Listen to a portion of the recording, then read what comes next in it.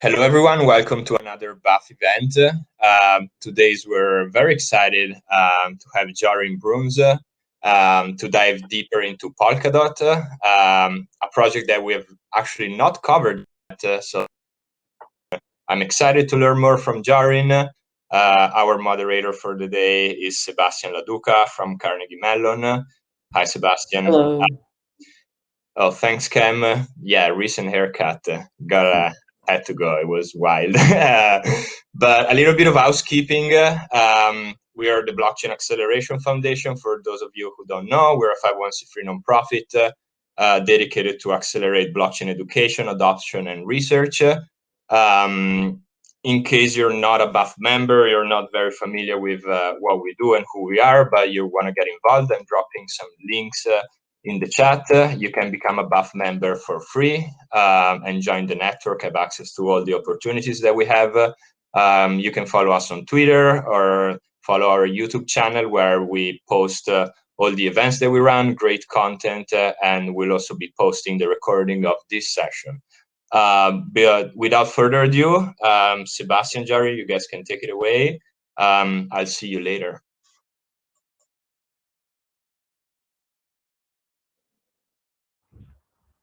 All right, hello everyone. Thank you guys all for coming.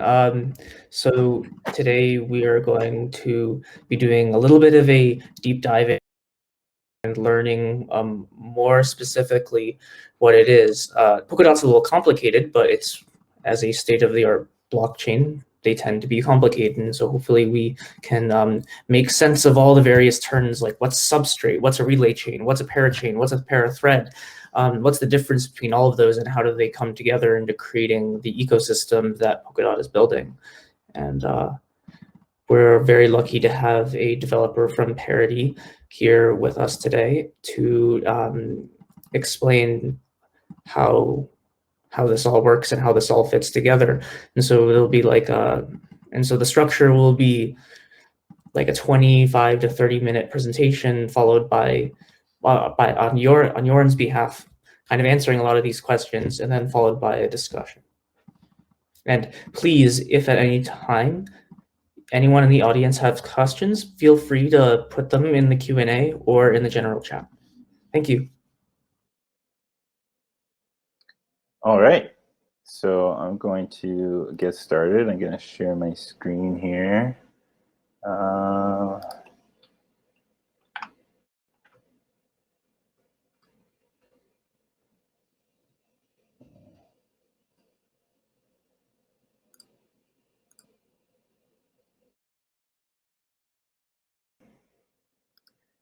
Yes, I think you can. Awesome. Awesome. Thank you very much, Sebastian and BAF, for having me here. I'm super excited to be able to do this presentation for you. I see my slides are just loading here. But as you said, Sebastian, Polkadot is a very complex blockchain ecosystem in a very complex industry. So I'm going to do my best to kind of, cover at least the basics, and then we're going to dig into each part a little bit more. And I'm super open for questions. I tend to talk really fast, but I'm going to try and slow it down. And if you guys have any questions on any slide that I have, I'm going to try and also keep an eye on the chat. So feel free to drop them in there. And yeah, we'll just take it like that. Okay, so my name is Joran, and I'm a support engineer with Parity Technologies. And so that means if you are a custodian, or if you are a wallet or anything like that that wants to integrate Polkadot into your project, have Dot as a asset in your platform, then I will be the person to kind of help you navigate those waters and get you up to speed so that you can do that. So a lot of what I'm going to tell you is kind of coming from that perspective. So let's start with a very high level kind of question. What is Polkadot? So Polkadot is a heterogeneous layer 0 multi-chain network allowing various blockchains with different characteristics to perform arbitrary cross-chain communication under shared security. Now that's probably the, the most complex sentence I've had to write in a long time. But my goal here is to kind of tear apart that sentence a little bit and let you know what that kind of means and how it fits into the whole context of that. So the concept of heterogeneous being heterogeneous and blockchain with different characteristics essentially means that we built a framework that is flexible, that you don't have to necessarily have the same structure. Each blockchain in the ecosystem doesn't necessarily have to have the same structure. It can be built for its own specific use cases. A multi-chain network is similar to a sharded network that you might be familiar with that term from the Ethereum space. So we have several chains that come into together to form one ecosystem. I say layer 0 here, which will make a bit more sense as we go a little bit deeper. But essentially, a layer 1 typically allows you to build applications directly on it, normally through the use of smart contracts. Something that folks are normally surprised at is that Polkadot doesn't have any smart contract capability on the relay chain, on the core blockchain itself. And so we're going to talk about how applications are able to be built on that today. And then, of course, we want those. We want to build the interoperable future. We want to be able to have these different chains be able to talk to each other through cross-chain communication. And those messages that they pass are arbitrary. Sometimes they might be transferring value to each other, and sometimes it just might be a message saying, like, this happened over here. I want you to be aware of that on this other chain, kind of thing. And then ultimately, we set up the system so that all these different chains can leverage the security that the relay chain, Polkadot, the main chain, is able to provide. And so let's take a look at kind of a map of what the Polkadot ecosystem looks like. And I know there's a lot kind of going on here. I'm going to do my best to explain it here, and then we'll move on. And I have it as this slide appear several times throughout the presentation. So we'll kind of come back and talk about what I just talked about in relation to the map. So here you can see this gray circle at the bottom here is this is the relay chain. So when we talk about Polkadot, the blockchain, this is what we mean. This is the relay chain. And then I guess the whole picture here would be considered Polkadot, the ecosystem. So just to kind of tease those terms apart. So we have Polkadot as a blockchain and Polkadot as an ecosystem. So the core piece of Polkadot is the relay chain, and then you can see these squares here represent slots, and these are called parachain slots. And in those slots, you will find the heterogeneous blockchains that make up the entire ecosystem. And you'll also see these things here called Parathread pools, which consist of something very similar to what parachains are, and we're gonna dig a little bit deeper into that. You will also notice that there's a parachain bridge slot here, very similar to regular parachain slots, but what a bridge is has a specific connotation, and you can see this line reaching out, and this represents connecting to another blockchain. And you can see that also here connecting to one of these parathreads. So that's like a brief overview. And again, we're going to come back to this map, and I'll talk a little bit more about some of the specifics that are going on here. But let's talk first about what parachains are and what parathreads are and how they kind of differ. So big surprise, they're actually pretty much the same thing, but with one very key difference. Essentially, parachains have constant access to the relay chain, while parathreads need to pay every time that they want to access the relay chain. And what I mean by access in this case is essentially the availability of the relay chain to these entities. And so how parachains and parathreads will communicate with the relay chain and take part in the shared security is that they have their own kind of logic going on their own chain proper, where they have their own state transitions, and those state transitions need to be put into a block somehow. And in order to do that, they provide what's called a POV, or a proof of validity, to the relay chain. And the relay chain takes that in, it checks it against what it knows that the parachain or parathread is capable of doing. It verifies that this is a valid piece of logic that has been computed, and provided that it meets all the criteria that it expects, it will then put that into a block, which then gets canonized on the relay chain. And so all parachains, all parathreads use the relay chain for its source of truth, and it continually is they are providing proof of validity for new actions, new state transitions that are continually happening on their own chain. So they both rely on the relay chain for security. And so the way we kind of analogize it is think of parachains as having their own like apartment, and they have the phone. They can their own phone, and they can call up whoever they want. They can reach the relay chain whenever they want. And then a parathread, being in a parathread pool with other parathreads, they're more like in a dorm where there's only one phone in that whole dorm, and they have to kind of wait their turn, or they have to bid to pay to use the phone, and the highest bidders will get to use the phone and get to talk to the relay chain. So parathreads have this pay-as-you-go model, whereas parachains have direct access whenever they want to submit proof of validity to the relay chain.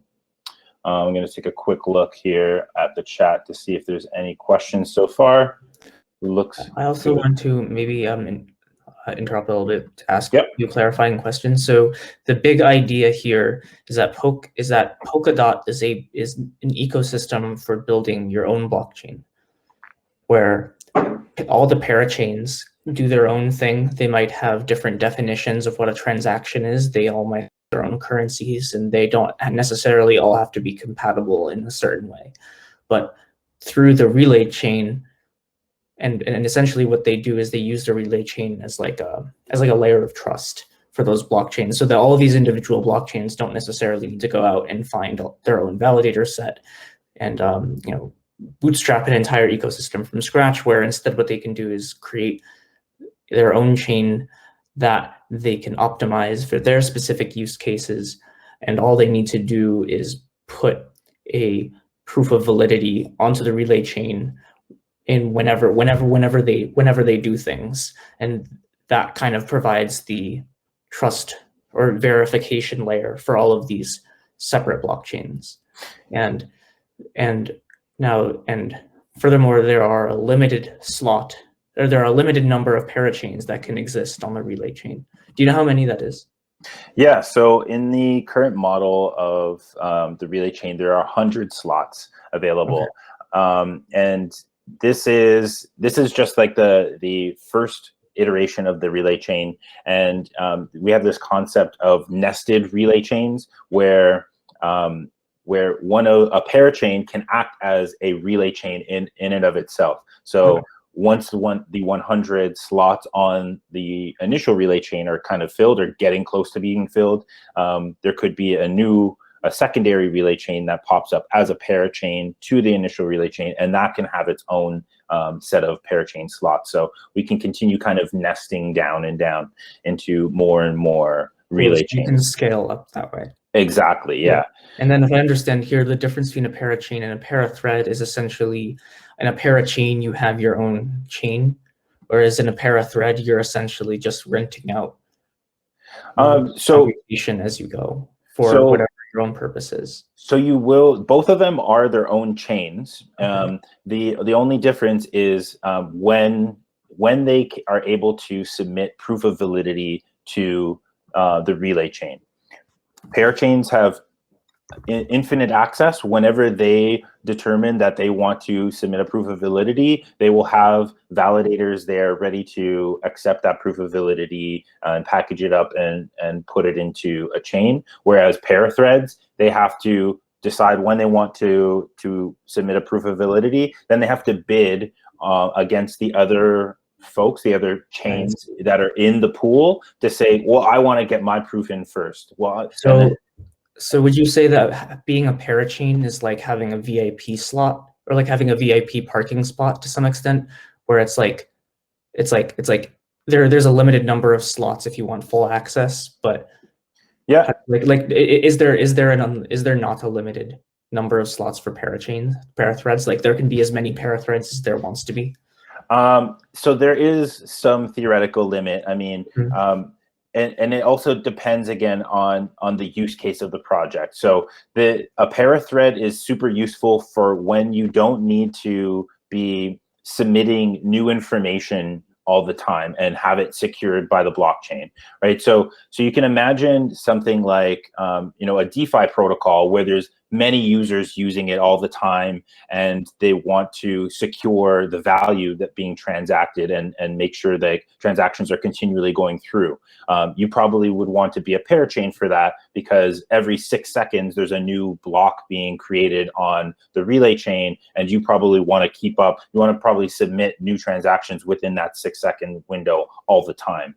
Whereas a common example we use is if you're for whatever arbitrary reason, you're like a weather protocol, and you want to keep track of what the weather was, for perpetuity. You don't necessarily need to be resubmitting what the weather is today every 6 seconds. You might only want to submit what the weather is that day, or maybe every 6 hours or 12 hours, but almost certainly not every 6 seconds. That's a little overkill. So in that case, you might want to be a parathread. And in that regard, you can wait and let all the other parathreads bid and submit their proof of validity. And then when it's a nice quiet time for that day, you can be like, okay, here's my proof of validity for the temperature in this area of the world for the day. And you're going to pay to submit that. Just that one time, that one proof of validity, you're going to pay to submit that. And if there are other parathreads during that time, you would bid against those parathreads. Awesome. Hopefully, so Ishan, hopefully this answers your question. Thank you for asking a good question. Cool. Sorry, there's a Q&A tab. I didn't see it. Yeah. I was just looking at the general chat. Yeah, another question. I think the other question we can answer later. How much does it cost to get a chain slot? Okay, so yeah, I can quickly cover that right now. Truth is, we don't know, because it is another auction style mechanism. So Parachains and Parathreads both are responsible for putting up some amount of funds and locking them up in order to secure their slot. And this is determined by an auction that we will soon start to be having on the respective chains, either Kusama or Polkadot.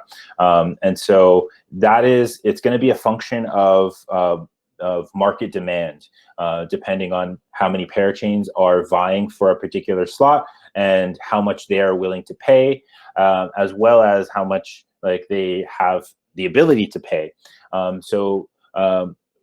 You may have heard the concept of a crowd loan. So there is a mechanism by which you can allow community members to donate their funds to your project in order to secure your parachain slot. And this is done through a crowd loan, completely on-chain.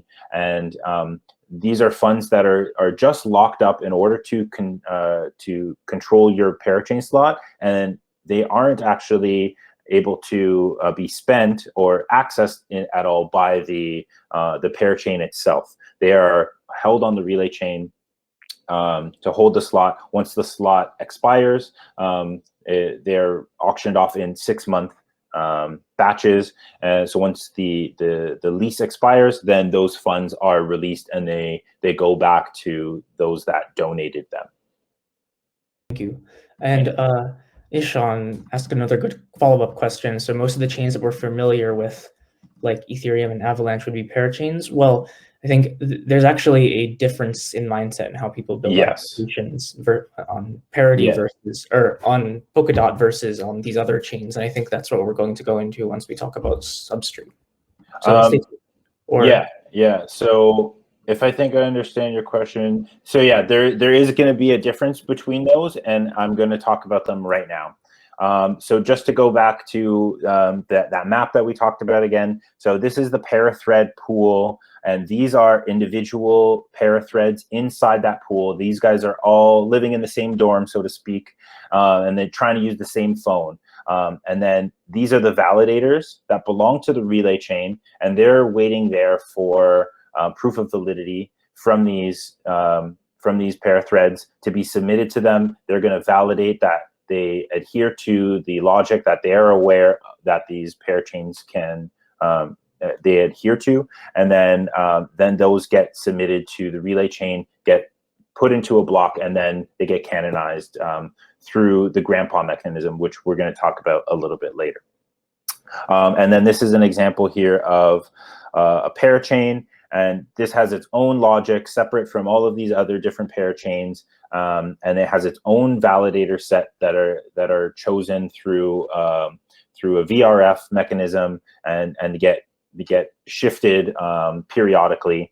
And they also, all parachains and parathreads have these pools of collators that are specific and are always attached to them. That these are kind of like the validators on the parachain, but they don't validate. They just package up the transactions and the state transitions into the proof of validity, and then the collators are the ones that submit it to the validators, and the validators package them up into blocks, which then get managed by the relay chain. cool. So just to reiterate, when people build applications on Polkadot, they're actually not necessarily building an application like you would in Ethereum, where you write a smart contract and everything is on the same chain. You're actually writing your own, you're actually building your own blockchain, whether it's via a Parathread or a Parachain. So yes or no. So I'm going to get to a point a little bit later that addresses that. Right. But you can potentially build. When you do build a parachain or a parathread, the mindset is you're building your own blockchain that you optimize for a specific use case. Exactly, okay. 100%. So what we're going to talk about next is the concept of bridges, and so that's what this part of the diagram is representing, as well as this part of the diagram. So you can have a bridge that is connected to a parachain, which has, again, instant connectivity to or instant access to the relay chain, or you can have a bridge based off a Parathread where maybe you don't need to communicate with the Polkadot relay chain as often. So there's two kind of flavors there. And essentially are the same as a parachain or Parathread. They have the access to the relay chain based off of whether they're set up as a parachain or a Parathread. And they are essentially a way to connect external blockchains to the Polkadot ecosystem. So they act like an interpreter so that the relay chain and the external chain can speak the same language. All right, and so there are roughly three different ways of creating bridges. There's through the bridge palettes that we have, through smart contracts, or through higher order protocols such as Exclaim. And so we're going to dig into what palettes mean, essentially, coming up here. And so all of these methods, more or less, and I use all very loosely here, but because we've built Substrate in order to make it easy for people to do these sorts of things. But you don't necessarily have to use Substrate. As long as your blockchain, whatever you build it in, can essentially compile down to a language that can be interpreted by the relay chain, which is WASM, then it's absolutely fine. But this is what we built Substrate for, because in the many years that Parity was building different blockchains, they noticed several similarities. You were always having to write some kind of consensus algorithm, some sort of way to communicate and gossip the knowledge from one node to the next. And they were continually rewriting the same kind of logic. And so the frame was built, Substrate, which relies on this frame library, and frame means framework for runtime aggregation of modularized entities, which is a fancy way of saying there's pre-built modules, which we call pallets, that give your blockchain the desired functionality that you want. So there's little modules. You can kind of relate it to, if you're familiar with NPM or Yarn, some sort of package management system. You say, you know, I want this crypto package. I want to, you know, I want Gulp in my project, and you grab a bunch of functions that are now available to your entire project. So these palettes tend to be a little bit more complex than just like an NPM package, but that kind of analogy can be made. So it's like when you're building your blockchain, you can be like, import smart contract runtime, and now I don't need to make my own smart contract runtime. And I can set switches to say, like, I want to support this language and this language, but not this other language. Yes, yeah, they're very modular, and they're customizable and extensible. Awesome. Yeah, and so many of these palettes were built by Parity Technologies, but there is also a growing library called the ORML, the Open Runtime Module Library, that you can rely on, and you can grab palettes from them and input them into your project. So one example is the hot topic of NFTs. Say you want to make a blockchain that focuses on NFTs. You don't have to build it from the ground up yourself. You can go over to the ORML and say, hey, I want to use this NFT palette, and put it into your project, and make whatever tweaks you need to make, and then you're off to the races along with the other palettes that you have. So what are palettes? Let's talk a bit about that. Like I mentioned, they are individual pieces of logic that come together to create the runtime of your blockchain. And a runtime in this instance simply means a state transition function. So it's this kind of special recipe that comes together. These different pieces may or may not talk to each other. In most cases, they do. Like a subset of them will come together to form some sort of functionality, which I'll talk about in a sec. But this essentially builds the rules that your blockchain is going to adhere to. It's going to give it its capabilities.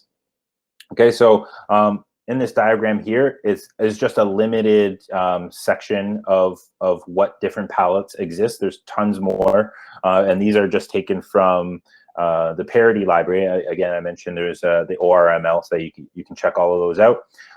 So you have things like the assets palette. So you can actually hold assets on your blockchain, whether it be a native asset or other assets. You have the EVM palette. So Sebastian, you were mentioning putting smart contracts onto your chain. So this is where smart contracts would be able to live. If you have the EVM palette or another smart contracting palette, so we have a different smart contracting palette. So EVM focuses on, as the name suggests, EVM-based smart contracts. So you can actually run Solidity code on your Substrate blockchain if you have the EVM palette installed. We also have our smart contracting language called Ink. So you can have the option of having either or both or neither if you'd like. So yeah, so you would choose which of these palettes you want to include into your blockchain, and that creates your runtime. Another palette here is the Pseudo Palette, the super user do palette. So when you're in development, you'll probably want to be using the Pseudo palette, because in case you make some mistakes, super user will be able to have unlimited authority on any kind of parameters that have the root origin.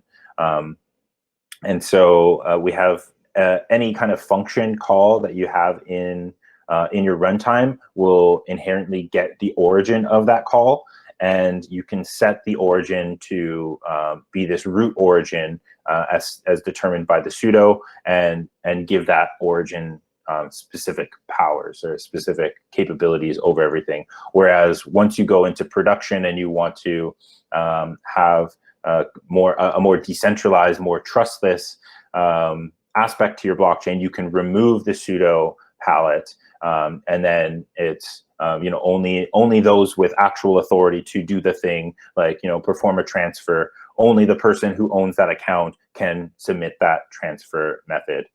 While pseudo is enabled, any user with the pseudo capability can transfer any funds from one account to another because they're the super user, for an example. And so a couple palettes are super important in relation to what makes Polkadot pretty special and work are the Babe and Grandpa palettes. So Babe and Grandpa come together to form the consensus algorithm in Polkadot. And we separated apart the ability to create and propose blocks into Babe and the finality aspect of the blockchain into Grandpa. And so Babe means the blind assignment of blockchain extension, which essentially means these are the rules for creating and proposing new blocks. It's comparable to Ouroboros Prowess, if you're familiar with those, with that. And it assigns a primary validator using a VRF, a verifiable random function, to a subset of validators that are in the active validator set. And so a certain number will qualify based on the VRF to be a primary. And in some cases, the lottery doesn't select a validator, in which case it also has a secondary selection of validators. And this is done in a round robin sort of fashion. And so we try to maintain a 6-second block time. And so every 6 seconds, there's a set of primaries selected and secondaries selected. And these are the validators that get to propose what the next block in the chain should be. And another important rule is that all validators must build on the last finalized chain. And we're going to talk about finalized chains right now. So how do blocks get finalized into the canonical chain? And this is done by Grandpa, which means ghost-based recursive ancestor deriving prefix agreements. We love our acronyms with Verity. So this all means that it looks at where the primary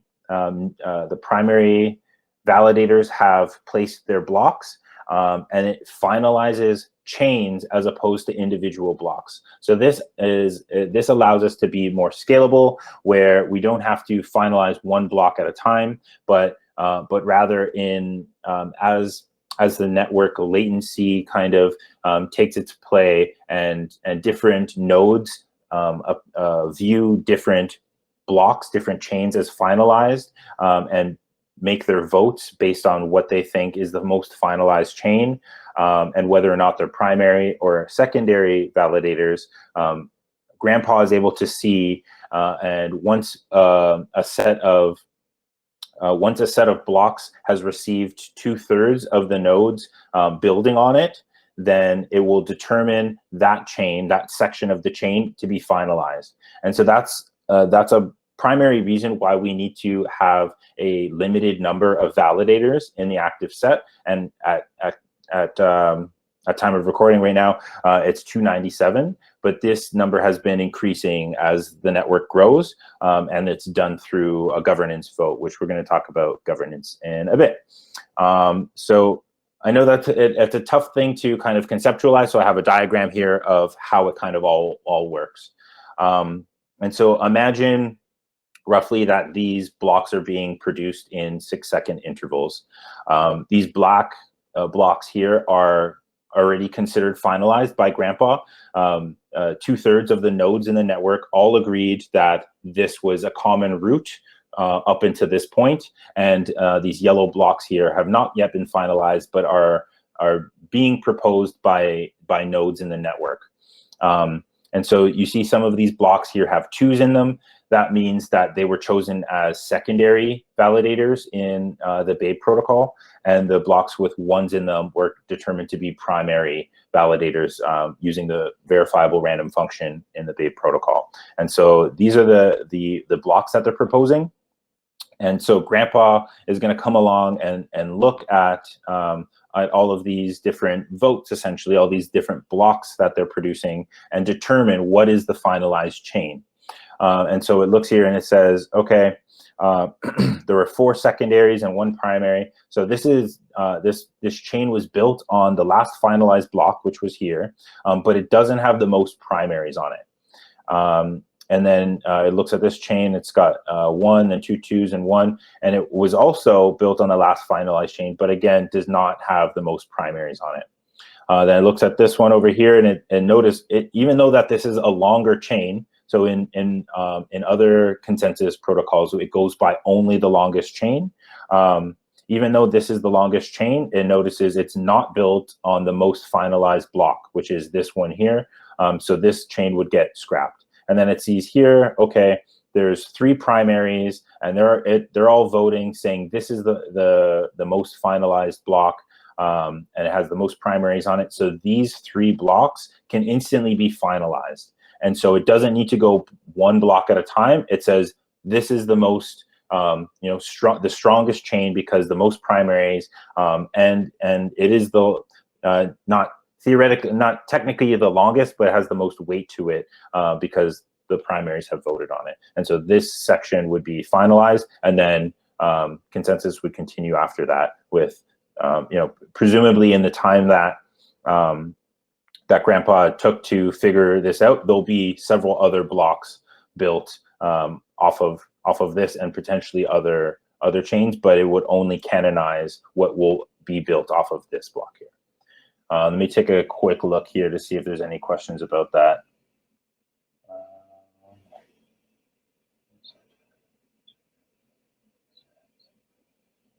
Okay. So I see who decides whether a network becomes a parachain, who accepts this application, and who pays the stakes or the fees.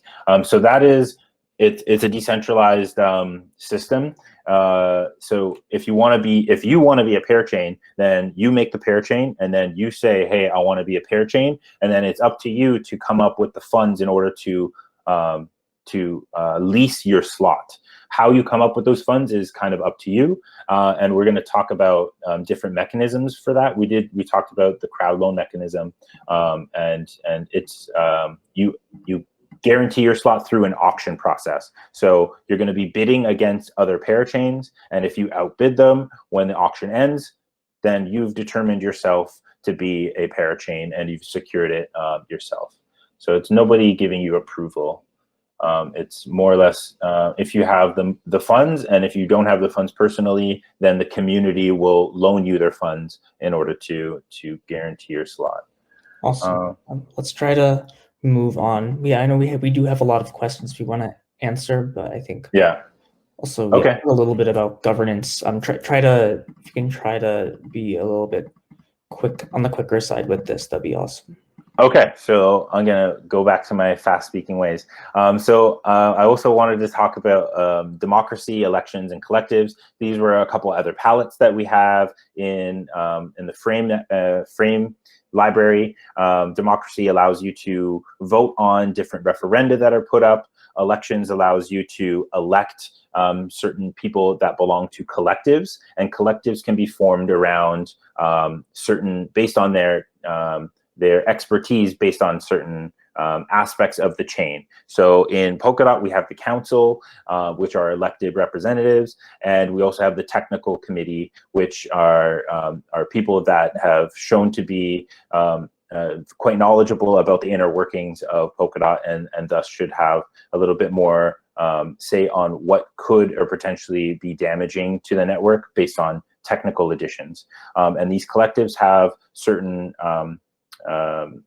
priority when producing referenda, and that comes in the form of adaptive quorum biasing. So if a council proposes a referendum and it's unanimously passed through the council, then it comes in to up for a vote for everybody who holds the token of that network, whether it be DOT or KSM. They can vote using conviction voting, meaning if you lock up your tokens for a longer period of time, then your vote will have more weight. But in adaptive quorum biasing, if the council proposes it, it has a negative turnout bias, which means that if there's lower turnout, then it needs, so let me rephrase it a different way. It means that it will pass. It has a bias towards passing. So if it has lower turnout, then less people are needed to make it pass. If it has higher turnout, then it needs more people to pass. And then the inverse is true. So if any individual from the community wants to propose a referendum, it is harder to pass due to positive turnout biasing. Okay, so it needs more people to vote in order to pass. Maybe we'll take questions about that towards the end. So very quickly, once you built your runtime, this is kind of what a node is going to look like. So your runtime lives in the storage of your node, along with the blocks in this key value database. And so that's it's kind of an inception thing where you have the logic for the runtime in the storage of the node itself.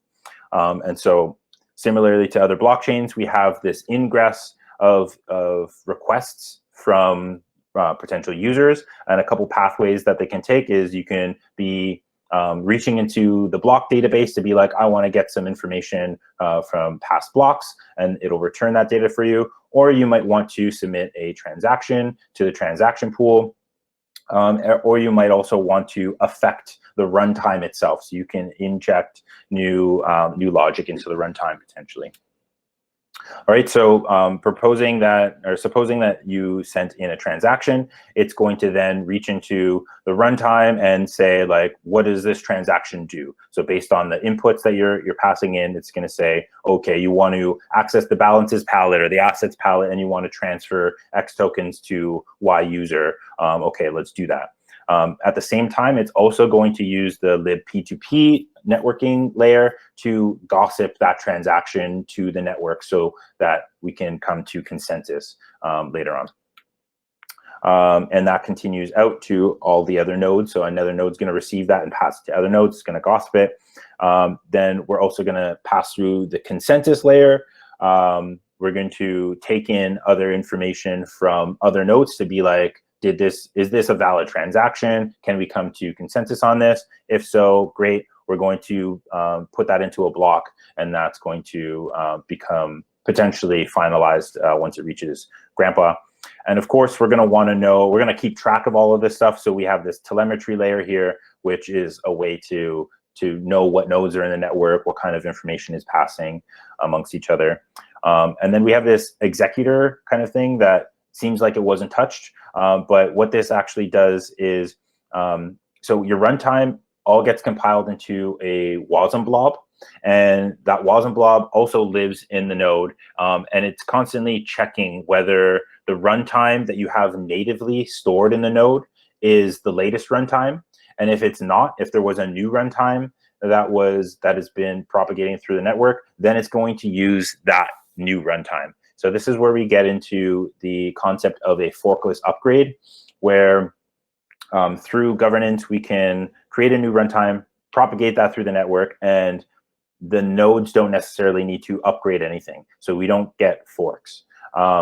There is a benefit for upgrading your node, because then you get faster computation and it's more native. But that's maybe another topic that we can dig deeper into another time.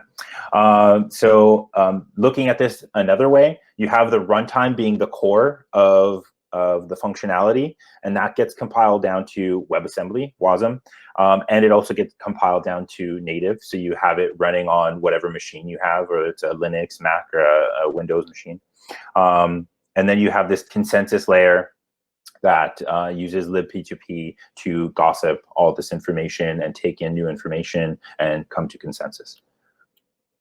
How to become a parachain. So becoming a parachain, you're going to need a palette called Cumulus, and that fits into your runtime, and that essentially delegates your block finality to the relay chain. So it's worth mentioning that you can create a blockchain with Substrate that is its own standalone blockchain, and it has its own validator set and its own state transition logic and its own incentivization mechanisms and its own kind of token economics, all that separate from the Polkadot ecosystem. But if you want to be a parachain, then that essentially means you're delegating your block finality, your security to the relay chain. And that's done through Cumulus. And then you have a set of collators, which are similar to validators, but you don't need as many of them in order to gain security, because you're relying on the validators on the relay chain. And it's less computationally heavy for these folks to run nodes, but they are performing a very necessary task in packaging up transactions into proofs of validity that get sent to validators on the relay chain. And then lastly, we kind of talked about this earlier, how you actually solidify your spot is through an auction. And so you're going to need to put up a certain amount of DOT or KSM on the chains respectively. And that is going to guarantee your slot for the particular lease period, 6 months to 2 years on Polkadot, and it's 4 times as less on Kusama. So that's essentially, in a nutshell, how you become a parachain. Aside from building the actual blockchain itself, these are key pieces that you need. So to kind of come back to that diagram that we have here. So yeah, again, we have the Polkadot. Sorry, I don't interrupt. I do want to make sure that we have time to answer some of the very good questions that we have. Yeah. So if I understand, Joran will be sharing the slides afterwards, but I do want to give enough time to answer some questions. Sorry about that. No worries. I got like 3 more slides. I'll like really do quickly. Okay. And then I could also stay a little bit later if you want to go past the hour to ask questions. So yeah, so that's the picture again. You got collators, validators, relay chain. I think we covered that already. So the tech stack for Polkadot this is a kind of like cross section here. We didn't really talk about Rust, but I'm going to talk very briefly about it. Rust is the bedrock layer. This is the language that everything else is written in. So Substrate is written in Rust. All the different palettes are written in Rust. And then Polkadot is built with Substrate. And then on top of that, you have Parachains, which may also be built in Substrate. We would recommend it, but you could also build it in some other kind of framework, as long as you're able to communicate in the same language. As long as you can talk to Polkadot, it works just fine. So quickly, what Rust is, it's a super fast next generation programming language, has no runtime or garbage collector. It's very robust. It has a very robust typing system, which helps avoid a lot of the common bugs, and it guarantees memory safety. And it can also be compiled down to WebAssembly, which, as we talked about, is very easy to run in different environments across the web. And so how can you all get involved? So there are a couple different tracks here. If you are looking to start like a company or a DAO, if you're a builder, you can check out the Web3 Foundation grants. There's tons of ways that you can get some funding to build in the ecosystem. If you have an idea and you've already started to build and you have something substantial, you can reach out to the Substrate Builders Program, and we'll help kind of give you some technical support there. If you're looking to get some jobs, you're looking to work, Web3 Foundation and Parity Technologies pretty much always have job openings. You can check out these links here. And if you're just looking to join the community, and I mean, I highly suggest if you're going to do any of these other tasks to join the community, there's a list here from the wiki of all the different community. Most active is the Element channel. We also have a Discord and all that. And I would be remiss if I didn't mention Polka Dot Decoded, which is coming up next week. It is our bi-yearly massive conference, and it's built by the community. All of the talks were voted on through governance. They were voted on, and determined what the community wanted to hear about. So it's 2 days next week, May 19th and 20th. It's free. Go and like book your spot and come check us out. And that is about it. Let's get connected. This is a bit more robust kind of image of what Polkadot looks like. All these different messaging messages being passed to different parachains or parathreads, and then you got tons of different bridges. So that's more of a complete kind of view of what the ecosystem might look like. Boom.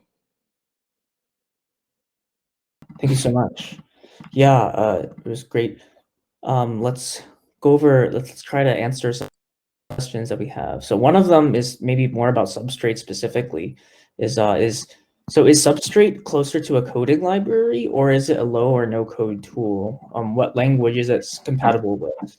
So I know you mentioned Rust. I think I partially answered this is that primarily I'll use Rust, which is a great language. I love it. But would you say it's more of a library for building that runtime part of the? Exactly. Yeah. So Substrate is a framework, and it has frame inside of it. Which is a library of palettes, and they're more or less plug and play. You can customize them. You can make adjustments to them. It is written in Rust, so I wouldn't exactly say it's a no code kind of thing. You do still have to have some technical skills in order to implement it all and make it work. But theoretically, all of the palettes can work right out of the box. But you do need to know how to kind of compose it together. Awesome. Yeah. That sounds awesome. So Substrate more specifically, I think one of the things we want is that when you're using Substrate, you're essentially building your own blockchain node. Whereas like Polkadot as a whole kind of gives you everything that comes in a blockchain node except like the application logic. Yeah, so what you're doing with Substrate is like putting that logic in. Yes, you're making that normally takes the form of like a state transition. So you have some state, and then like transactions mutate that state somehow. Exactly, yeah. So Substrate allows you to create your own use case specific blockchain, and Polkadot in its essence is creating a system to help connect you to other blockchains, and it's providing the security for all of these blockchains together. And there's very little happening on Polkadot relay chain proper besides that connecting. Yeah, right. Like the only thing it does is it verifies the validity proofs. Exactly. Currently, like there are some more things that are on the relay chain, like governance, like balance transfers of DOT itself. There are some things that are currently existing on the relay chain that are going to become parachains in themselves. So all functionality besides validating parachain blocks will be pushed to the extremities. Awesome. Yeah, hopefully that answers your question, Ishan. Cool. So we already answered how much does it cost to get a parachain slot. If that's just a matter of how big the auction goes, because it's an auction process. So you just have to outbid the other people. Yeah, and it is a kind of unique form of auction. It's called the candle auction. Maybe I won't completely describe it now, but the end time of the auction essentially is determined after the auction is already ended. Take a look at our wiki, look up search candle auction to get a more robust definition of what that means. Yeah. What's like typical block size and block propagation time? So we aim for 6 seconds. So 6 second finality? Not finality, 6 second block time. And like I mentioned before, finality can, like Grandpa can finalize more than one block at a time. So it's not necessarily finalized as soon as it's created, but certain chunks of the chain can become finalized at any given time. Yeah. Okay, cool. So they'll get finalized in chunks as Grandpa does thing. Yeah. Cool. What incentives does Polkadot provide for existing chains to join as a bridge parachain?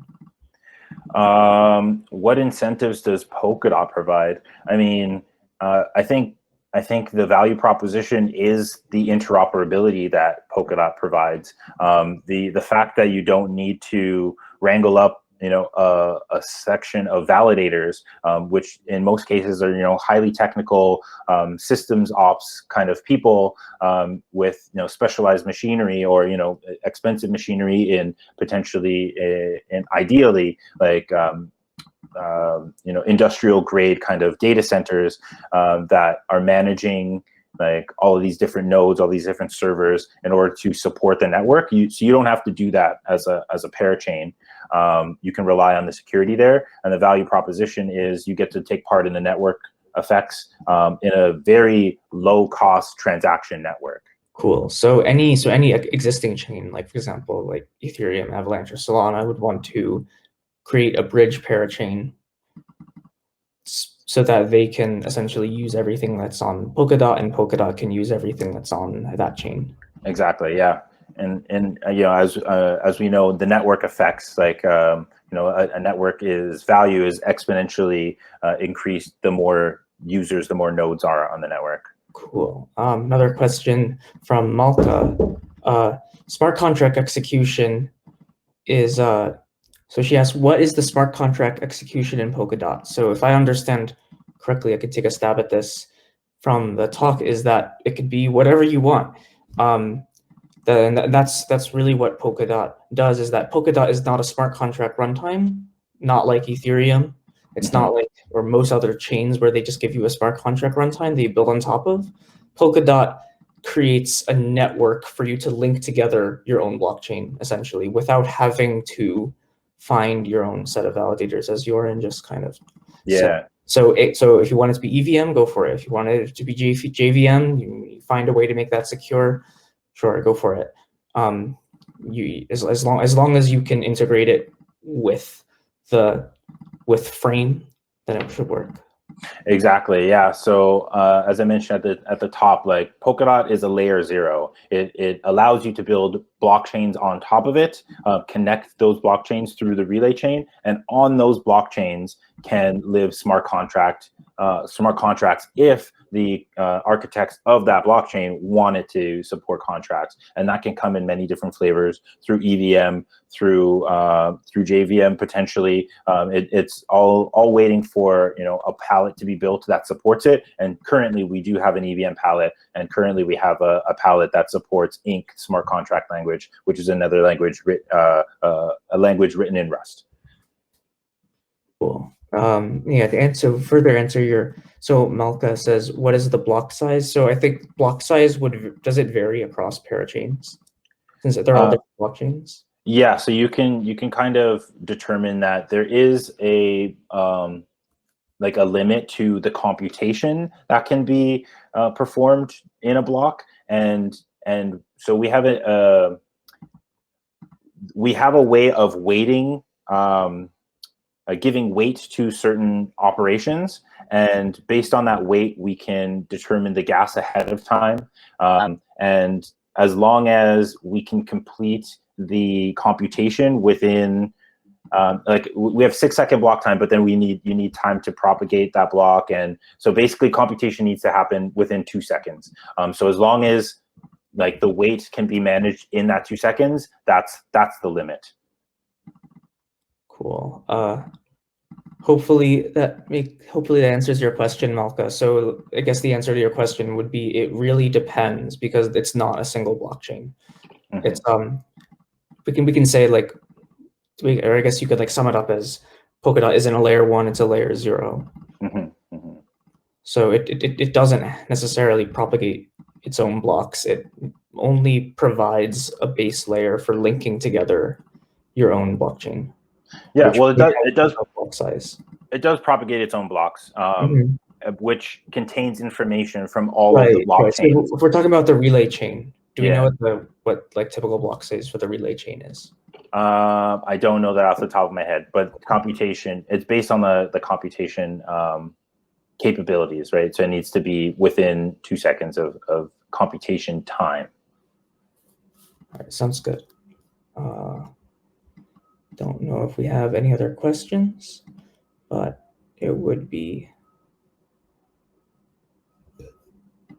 see what other questions we have. What's the biggest complaint you hear about Polkadot? I think lately people are like, when parachains? I don't know if that's a complaint or just like a function of, you know, blockchain being such a bleeding edge kind of fast moving industry. Like we have myself included, like very short kind of attention span, and we want things all the time. So I think folks are eager for parachains to come out, and all I can say is things are happening very fast. So you can check out our GitHub, and you can follow some issues that are tracking when parachains are going to be coming out, and it's all there. So yeah.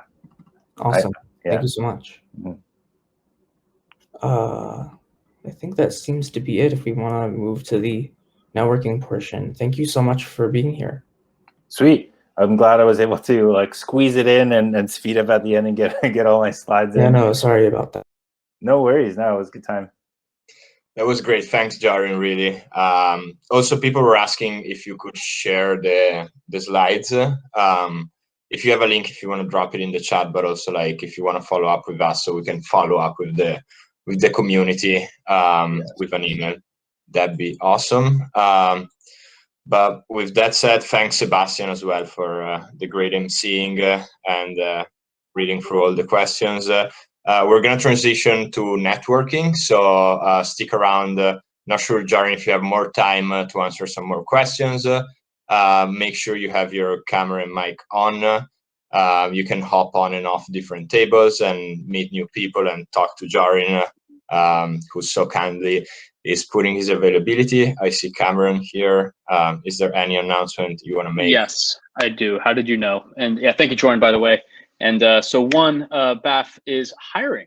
We're looking for UI designers. And if you are a UX dev, that would be fantastic. Or just, you know, a web designer. We are looking for you to specifically do work with the BAF wallet. Looking for a bookkeeper for BAF. PG and I have been doing it all of ourselves for the last couple of years. And, you know, we're looking for a bookkeeper.